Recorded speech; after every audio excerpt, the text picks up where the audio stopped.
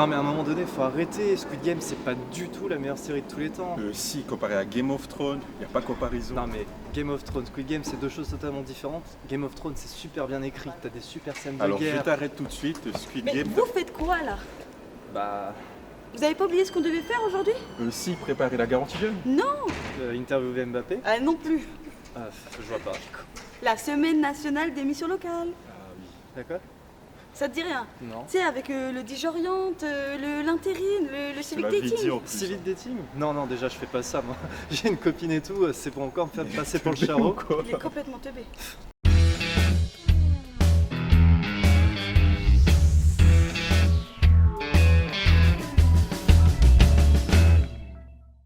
Et non Kevin, ne pas confondre speed dating et civic dating. Là-bas tu ne trouveras pas l'amour, mais beaucoup mieux des offres de service civique qui n'attendent que des jeunes motivés.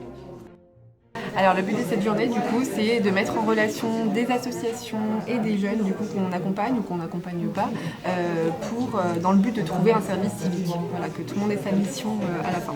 C'est organisé par la mission locale dans le cadre de la Semaine nationale des missions locales. Du coup là on a 6 associations présentes, donc on a la Ligue de l'enseignement, la Mutualité française bourguignonne, on a le service Amis de la Codège, on a la Binôme 21, Unicité et l'Éducation nationale qui a beaucoup d'offres à pourvoir du coup en service civique.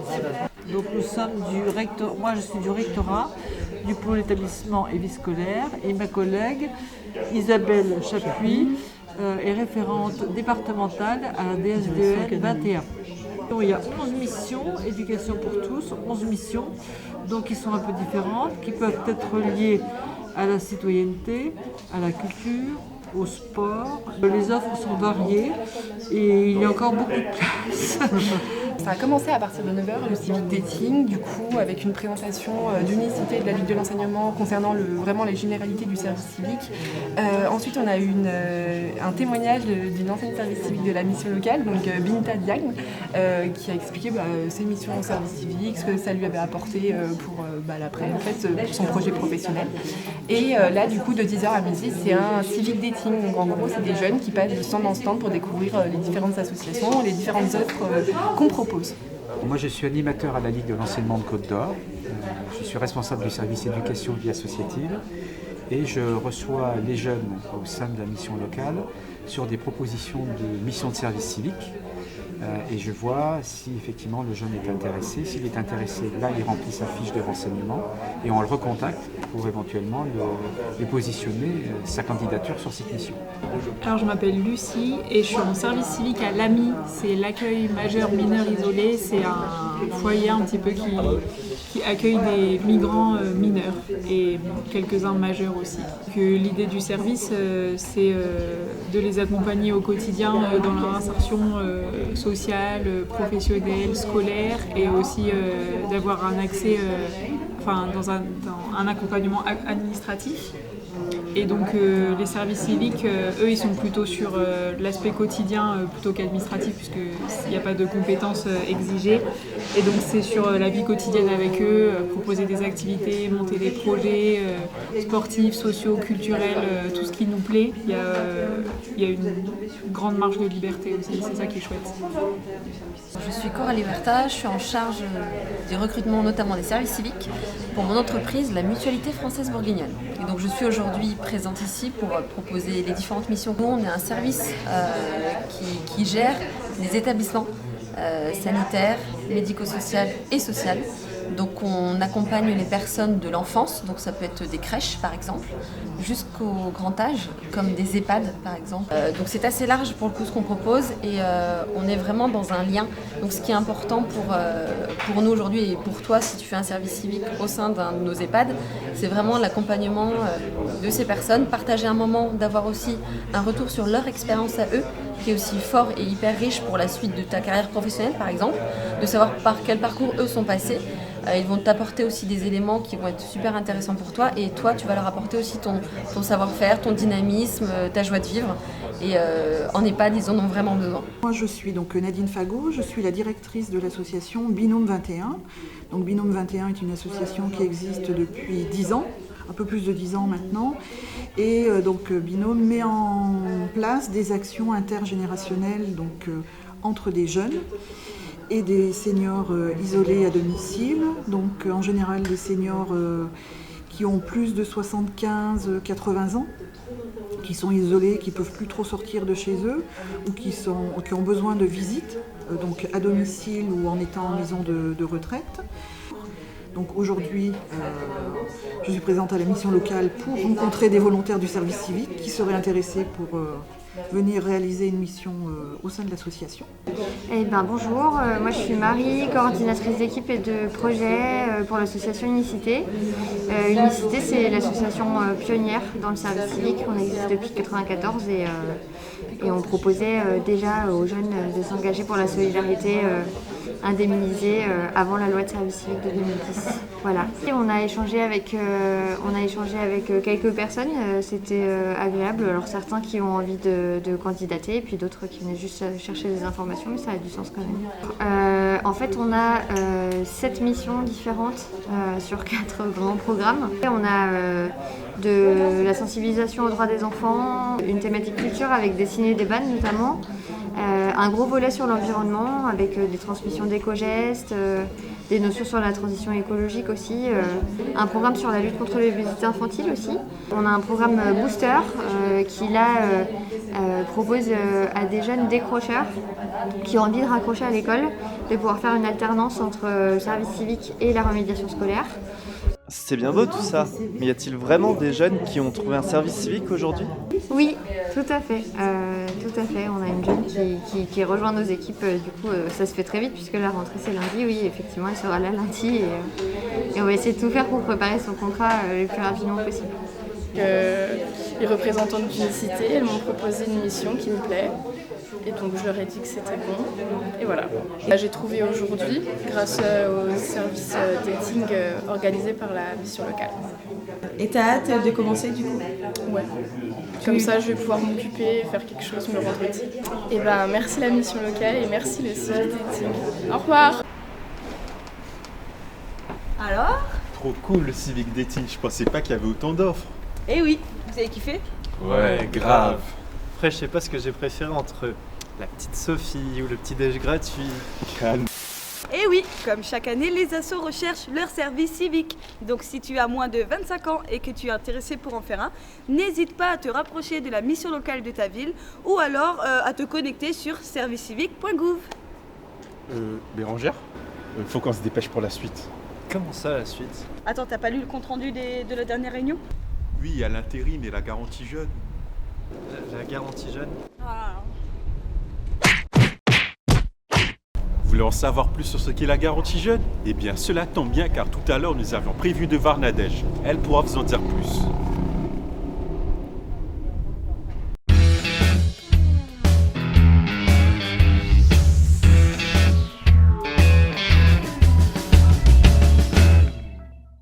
Donc moi je suis Nadège Graziani, donc en fait je suis coordinatrice animatrice du dispositif Garantie Jeune de Dijon et du coup transverse comme chargée de projet sur l'ensemble de la mission locale. Et on est à 64,7. Yeah. Bravo, voilà.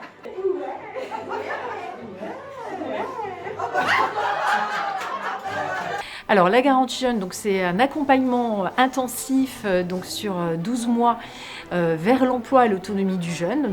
Aujourd'hui, donc c'est une journée qui s'inscrit dans le cadre de la Semaine nationale des missions locales où il y a 3 Garanties Jeunes de Côte d'Or, donc Beaune, Montbard, qui sont avec nous durant toute cette journée. L'objectif de cette journée, c'est d'échanger sur nos pratiques, puisqu'on est tous à se questionner sur notre réorganisation en 2022 pour atteindre les objectifs qui nous sont donnés au niveau de la DETS 21. On a un temps qui est dédié par Marie et Sophie, donc la DETS 21, donc à solliciter M. Philippe Simon de la Chambre des métiers pour donc intervenir donc au niveau du mini-entrepreneuriat, enfin la mini-entreprise, le statut d'auto-entrepreneur. C'est un peu la jungle, la création d'entreprise. Je vais être très honnête avec vous, c'est la jungle. Partez déjà de l'activité de la personne, l'activité qu'elle souhaite, le projet qu'elle souhaite faire de son activité. À partir de là, au niveau de l'activité, on va les catégoriser un petit peu. Il va y avoir une activité à caractère commercial.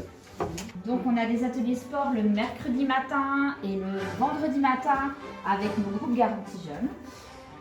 Dans l'idée d'avoir des modules socles et des modules complémentaires, c'est un atelier en fait qui répond à ces deux spécificités, puisque nos groupes, nos jeunes qui sont en collectif sont amenés à aller au sport, sauf s'ils ont une licence.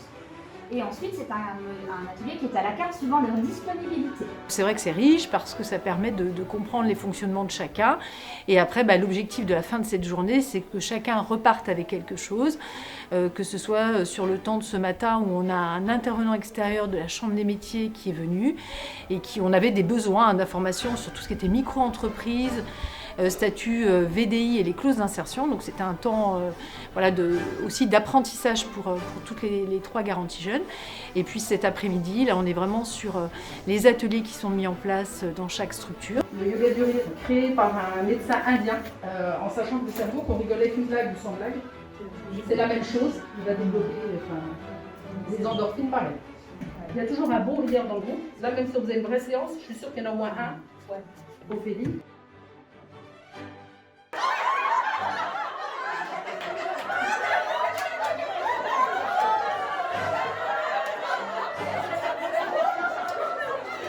C'est un moyen d'avoir une source d'inspiration, puisqu'on se questionne tous sur notre réorganisation. Et ensuite, on aura 4 mini-équipes qui vont continuer à échanger sur leurs pratiques. Et on clôturera cette journée par une question avec quelle idée, quelle piste chacun repart. Voilà. On est sur des échanges de pratiques, on va continuer, mais sur des thématiques spécifiques. Et il y a une question à la fin, c'est quelle piste, avec quelle piste ou idée vous repartez aujourd'hui, d'accord? Atelier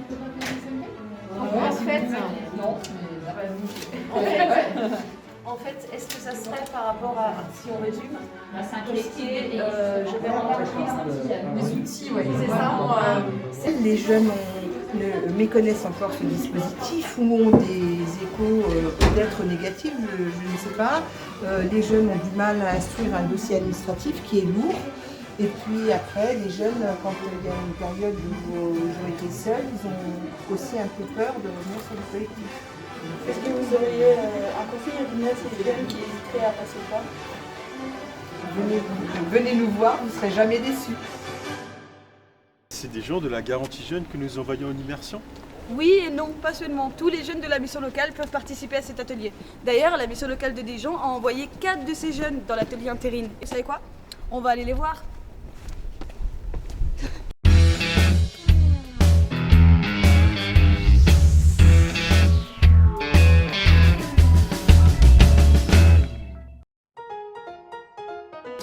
Alors nous, ça fait déjà quelques années qu'on travaille avec la mission locale. Ils nous envoient des CV, on leur fait des retours sur le processus d'intégration des personnes qui nous envoient.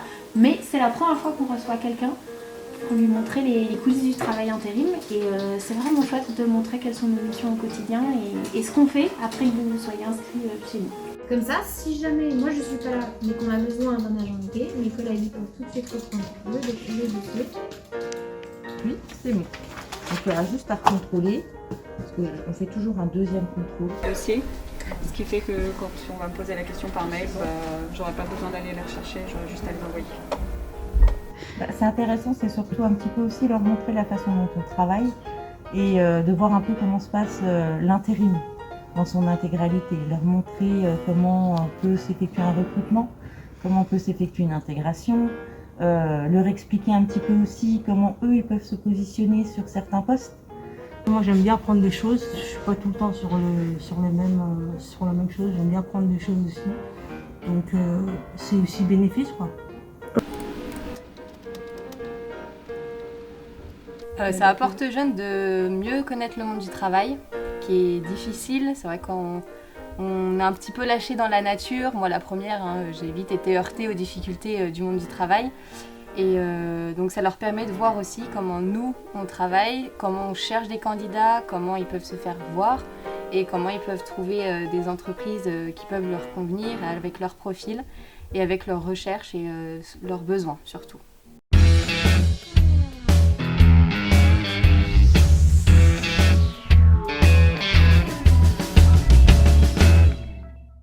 Alors, je suis Régis Bergerot, je suis conseiller mission locale sur l'antenne de Genlis. depuis bientôt 1 an. Et là aujourd'hui on avait un atelier Diagoriente. C'est un atelier de réflexion au projet professionnel, de réflexion sur la notion de compétence et qui propose des pistes métiers pour essayer d'explorer ce qu'on a envie de faire plus tard. Alors aujourd'hui on a accueilli 5 jeunes. Ils n'étaient pas tous au même niveau, au niveau de la réflexion sur le projet professionnel. Il y en avait pour qui c'était très flou, il y en a qui venaient de faire le deuil de leur projet et qui ne savaient vraiment pas du tout ce qu'ils voulaient faire ensuite. Il y en avait qui avaient déjà des idées plus ou moins précises de ce qu'ils voulaient faire. Il y en a un qui savait exactement ce qu'il voulait faire à la base et qui voulait le confirmer. Donc voilà.